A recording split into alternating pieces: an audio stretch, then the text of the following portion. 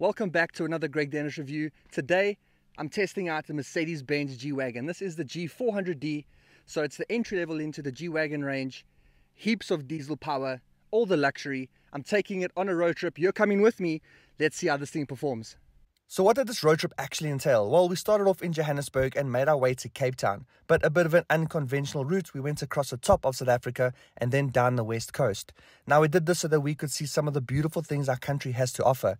So we went to see the Augrabies Falls, we popped into some hot springs, which were a bit of an adventure to find, but then we went to Waterfront, which was our entry point into the Namaqualand, and then made our way to Afrikamps, which was in the Freyberg, and then to our final destination, Cape Town. But to get some detail out of the way, this was the G400d, so it was powered by a 2.9-litre inline-six turbocharged diesel engine, putting out 243 kilowatts and 700 newton meters of torque, which was more than enough power to get us to our first obligatory stop, which was our Wimpy breakfast, because no road trip is complete or even finished without stopping at Wimpy. We carry on. So just a quick check-in. We've arrived at a little dorpie called Freyberg. It's called Freyberg. We've done 389 k's so far, still a long way to go. But we were reaching about only a quarter tank left of diesel, so I topped up. It cost me about 1,500 rand to do that. It gave me 65 liters, and we're sitting on 11.3 liters per 100 k's, so not where I'd like the fuel consumption to be, so I'm working on getting it at least under 10, and then I'll be happy. So I'll check in again when I'm happy. But something I really enjoyed about this trip was just traveling to the small little towns and seeing their interesting buildings, old churches, and quirky little spots that you see along the way, like this.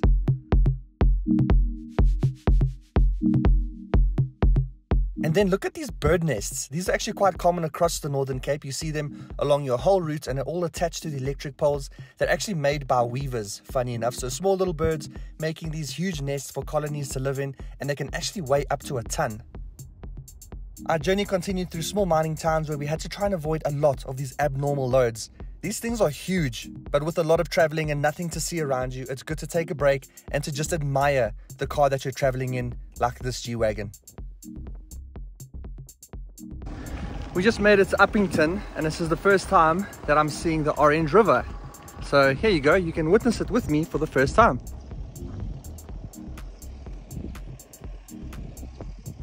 There's the first, and check. The G-Wagon made it. We found it some dirt road eventually, so it can feel a little bit more at home.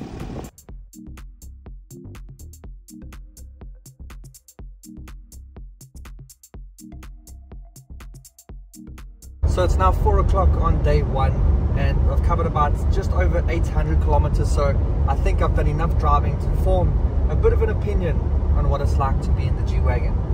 Now, firstly, the driving position is really nice. You sit nice and high, it's very comfortable. You've got electronically adjustable seats with memory function, you've got heating, you've got cooling, you've got massaging.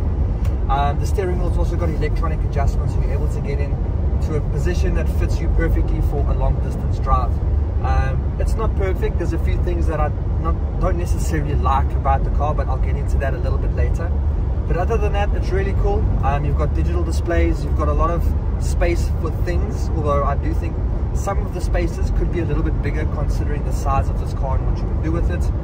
But other than that, very luxury, a very nice place to be in for long distances. Soft touch materials, Alcantara, leather, nice stitching, wood, everything you expect from a Mercedes-Benz.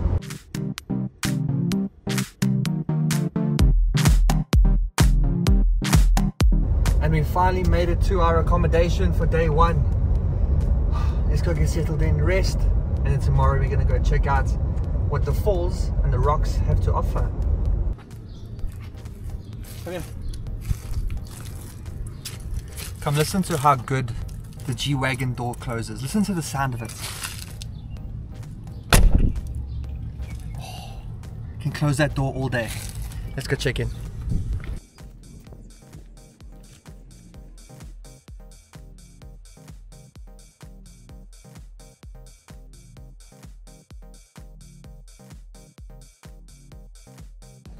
It's the G-Wagon. How cool is this bar that's got a whole bunch of BMW Memorabilia? Well, it's actually from the test cars that come from overseas to do high-speed testing. a road that we're going to be on a little bit later today. As in today. So it's the next day and we're packing our bags back into the G-Wagon again, making use of all of the space in the back here. The square boot does make it easy to pack huge bags and everything that you need, so we were definitely not short of space in the rear on our trip. And as planned, our accommodation was really close to the Augrabies National Park, so it was a quick drive before we got there, signed in at security and made our way in.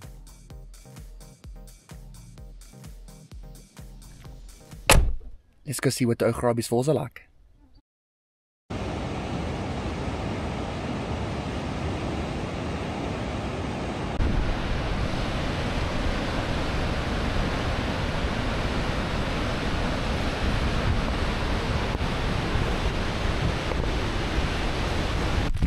So that was the waterfall. A little underwhelming because we're here, I think, at the wrong time of year, where you would normally have all the gushing water, beautiful sprays and all of that. But it was still nice to at least see it. There's still some water there, a nice bit of a river, see the canyon. Absolutely beautiful. But now there's some other cool features around here. There's a place called Moonrock, which we're going to go check out now. And then there's also some hot springs, but I'll show you what they look like, but I'm not going to show you with me swimming. That's a little weird. But just before we left, I found some furry friends, so enjoy some Dussie ASMR.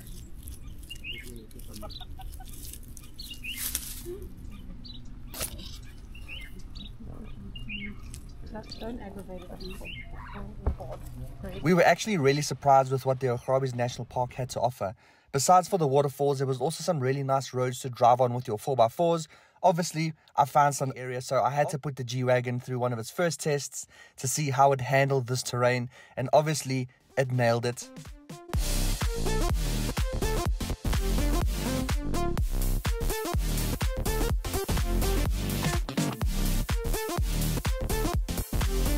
G-Wagon! But on our way to Moonrock, we also encountered some water, which we had some fun in, and came across some beautiful animals, my favorite being the giraffe. And that is Moonrock. Here's Moonrock. As I saw it for the first time. So that was the Augrabies National Park, another place that we've been to and been able to tick off of our list of places that we've visited. It was quite cool. We went to obviously see the big waterfalls. Now they weren't in season, if I can say that, so they weren't as vicious as what we would have liked, because they would have been epic to have seen that and to feel the spray and everything around it. But other than that, within the park you can also go and see the moon rock. It's just a huge smooth rock that looks like the surface of the moon.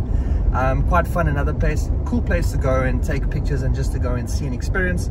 And within the park you can also see some animals, so we saw some giraffe, we saw baboons and some other small critters. But this Merc absolutely ate up that road. We put it into desert mode and it actually changed the way that the car feels on the surface, so it made it a lot smoother.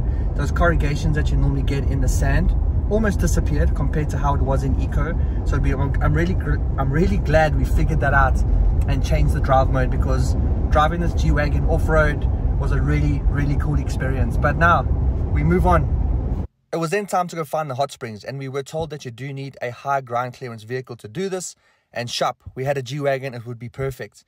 So we needed to cross the Orange River. What's up? Hey guys.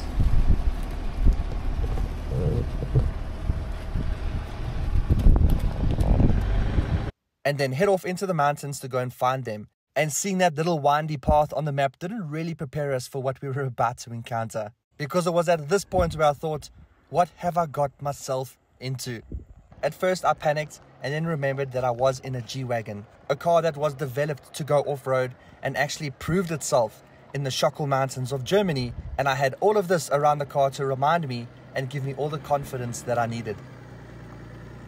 But a little bit of preparation was required to make sure that I gave the car the best path possible. And I have all the confidence for the stability of the G-Wagon, but no confidence in my stability.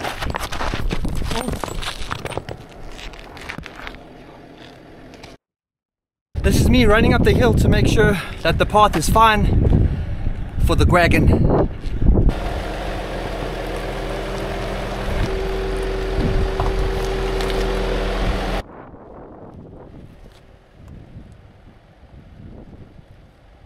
Running again. And finally a sign for the hot springs and a time to whip out the drone.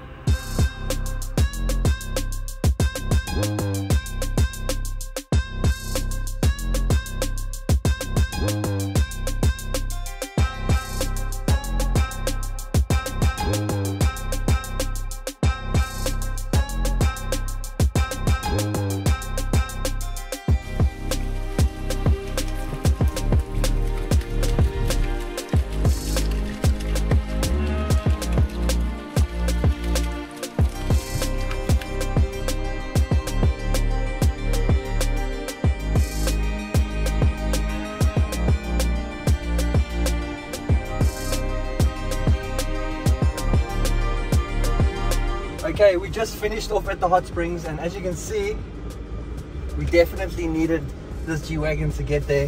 It was absolutely incredible, but I think what was nicer than the springs themselves was the actual scenery of where it was based. Absolutely beautiful surroundings, rock formations, mountains, together with just being able to sit in hot water and cold water. There were two options. One was fresh river water and the other one came from the springs. So yeah, another thing ticked off.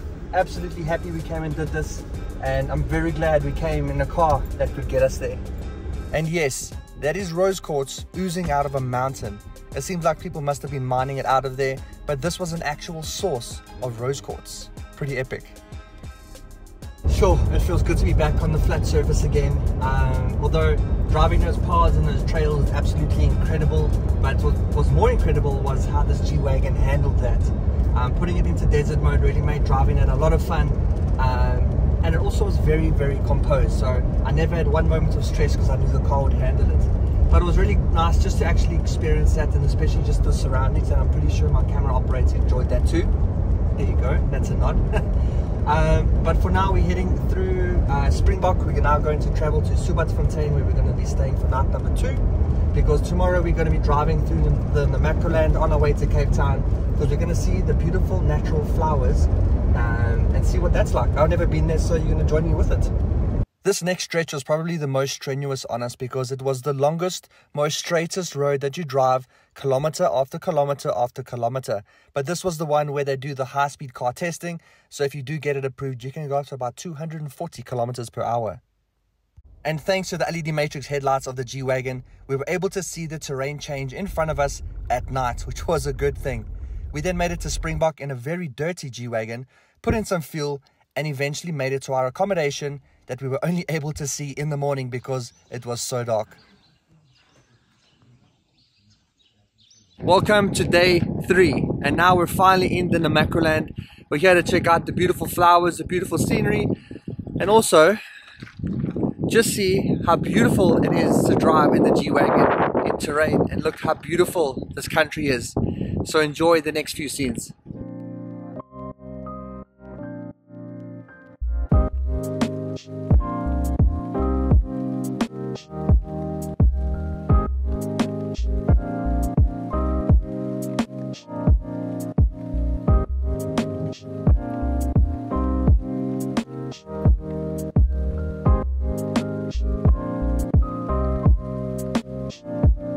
Look at this. Look at these beautiful wildflowers.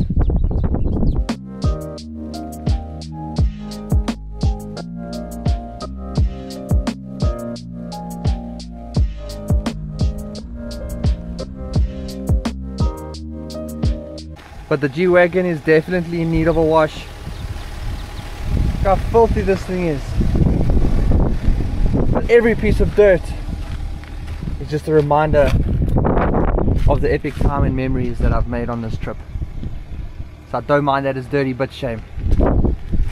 It definitely needs a wash. Soon, I promise. And then outside of the park, we stopped for some coffee and some treats before we yeeted it out of there on our way to Cape Town, where we would stop at the Freyberg to enjoy that for 2 nights. But it's incredible to see how these flowers just continue down the west coast, even beyond the Namaqualand National Park. It's absolutely beautiful to see this side of the country at this time of the year. And just take note of how the terrain changes the closer you get to the Western Cape and the mountains of the Freyberg.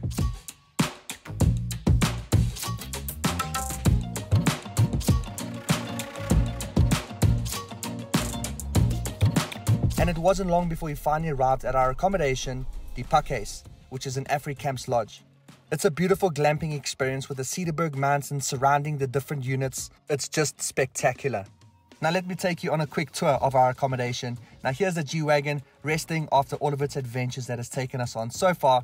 And around the back you find a really cool wood-fired hot tub, which works really nicely, the Freyberg backdrop, and then making your way back onto the deck, you've got incredible views, a nice braaiing spot, and yes, I said this is a tent. So as you make your way inside the tent, you've got a lounge, a dining room, a fully kitted out kitchen, a fireplace, because yes, it gets very cold here at night. You've got a 3-person sleeping bedroom. You've got a bathroom with obviously a toilet, shower, basin, everything you need. And then in the main bedroom, you can sleep 2 people. And yes, this whole unit has got air conditioning. And if you're into hiking or just getting out into nature, then the Freyberg is going to be the perfect place for you. It's surrounded by mountains, trees, fresh air, rivers, and yes, even waterfalls. Whew. That is so beautiful. Another cool thing done and ticked off all the stuff we wanted to do here in the beautiful Freyberg. Last night here tonight, but tomorrow we're off to Cape Town. So that's officially the end of day 3 and 4, which we spent in the Freyberg Mountains. But we're now on our way to Cape Town on day 5. We've got a bit of a drive ahead of us. Going to stick to the west coast. Going to see some of the smaller towns that we go through there and just see what the west coast has got to offer. I'm sure it's going to be beautiful. And beautiful it was. And after traveling for so many days across the country, being able to finally see the ocean was a huge sigh of relief. And the beauty continued as the ocean started to form lagoons and dams. It was just a beautiful sight, and being able to see this G-Wagon in this environment was very, very cool. And knowing that we were also in it, driving it in complete comfort, was just another tickle for the box.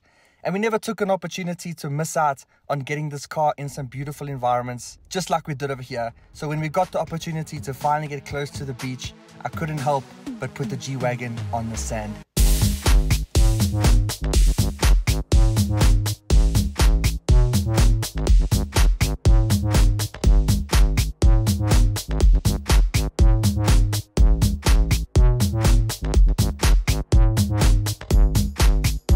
Now, if this video has inspired you to go into a trip just like this, but you don't have the right car, then go find the one at changecars.co.za. You can find yourself a Mercedes-Benz or any other 4x4 or anything like that of your choosing.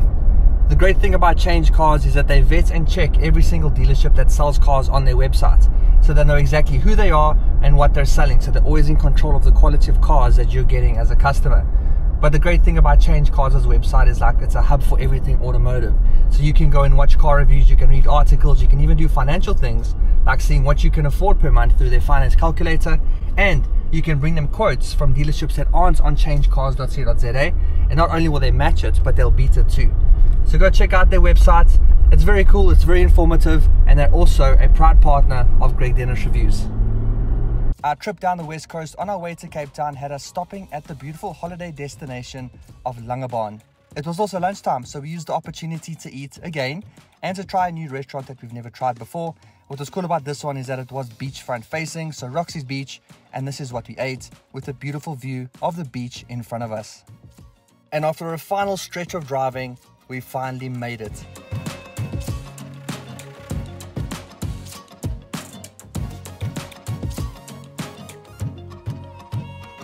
We finally made it to the beautiful Cape Town, as I'm sure you can maybe see in the background there as we drive past Table Mountain. But it's been a long drive, it's been a long trip, it's been a wonderful trip, it's been a beautiful trip. It's been everything we expected it to be. But it's not over yet. We're now going to go see some friends and family, do some touristy things, and then in a few days time we're going to be flying back. I'm not doing the trip back, I'm not driving. As beautiful as this was, we really enjoyed the drive down here. And while down in Cape Town, I also got a chance to go in my uncle's new classic car, an MG BGT, a classic touring MG. Very cool, old school. I couldn't drive it because I didn't fit in it. Literally, I couldn't touch the pedals with my legs under the steering wheel, but regardless, it was cool. I then got a chance to get the car cleaned. I took it to the Waterfront to these guys here, the Thunder Brothers. Not the best result, but regardless, the car still looked nice and clean, and I couldn't help but bring it here to the beautiful Signal Hill to see how nice this car looks with the beautiful Cape Town surroundings and these awesome views. It's one of my favorite spots to come to when I come to Cape Town. Luckily, we come here quite a lot with car launches. We then headed to Greenpoint to see what that was like until I came across some real-life Ninja Turtles needing help. I then hopped onto 2 wheels, which is not normal for me, onto some electric scooters. That was quite fun. I saw some police cars that we don't see in Gauteng at all. And then headed to our unit where we were staying while we were in Cape Town. This was in Kloof Neck, so quite a popular area, very busy. But this is what our apartment looked like. Very basic, but that was all that we actually needed because we were just sleeping there. But one of the problems we did encounter was this little parking area. The G-Wagon was so big that it made it difficult to get in and out, especially when there were other cars trying to get in as well. And we feel like you can't really go to Cape Town without going to the aquarium. But en route to the aquarium, we came across some seals. So seals in real life, they managed to escape the aquarium for some reason, but lucky them. But once you got inside there, you were welcomed by these huge tanks. We saw some sharks and I couldn't help but say hi. And then we saw some penguins. Luckily, we were there just as they were about to feed them, so we got to experience that too. And then headed off to my favorite area, which was the jellyfish, because man, seeing these jellyfish is so trippy with all the UV lights and how they reflect in it. They're such cool creatures. But overall, a pretty cool experience at the Oceans Aquarium. A little bit expensive at 250 Rand a person.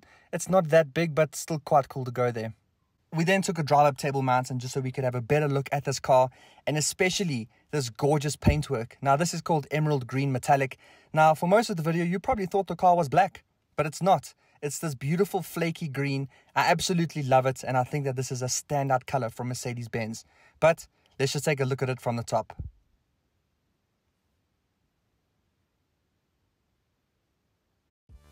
And then taking a closer look at this particular car. Now, this is the Edition 45 year, a special edition car to commemorate the G-Wagon. And on the inside, you're going to find luxury elements all over. As I've mentioned, leather, Alcantara, premium materials, great build quality, sunroof, high quality materials, a high definition Burmester audio system, comfortable seats, an interior that you would definitely recognize as Mercedes-Benz, although looking a little bit dated on the inside, I would give it that. But overall, it's a very good interior, very comfortable, very premium, and one that you won't forget. And if this special edition G400d is something that you want, then best you put aside 3.7 million Rand. This G-Wagon has also been equipped with some optional extras on the outside. So here you're going to find G logos around the car, and on the Shockle design pack, you're going to find the coordinates and the map to the Shockle Mountains where this G-Wagon proved itself so many years ago. Now, I did say earlier that I would chat about some of the things that I'm not a fan of within the G-Wagon. Now, luckily, there aren't a lot, but some of the things that stood out for me, firstly as number one, would need to be the fact that this infotainment isn't touchscreen. So that definitely shows the age of this car, its cabin, it's everything to do with the G-Wagon. You can definitely see that here because you have to navigate it through this little dial down here at the bottom. So if you want to do anything, you have to scroll to find what you need. It's a little bit frustrating, especially when you need something quickly and you could just tap it. And with an introduction of a touchscreen, that would solve almost everything. One of the other things that I wasn't a major fan of, especially on a road trip, is that there wasn't a lot of storage. Now, yes, you've got some under the armrest and you've got drinks holders and some in the door. The cubby hole or the glove box is actually very small for the size of what this car is. Now, there isn't additional storage down at the bottom or little nets and stuff like that, which I think would have definitely come in handy on a road trip just to store stuff. So like I said, very few things that there are to dislike about the G-Wagon, but heaps of things to love about it. Firstly, the curb appeal.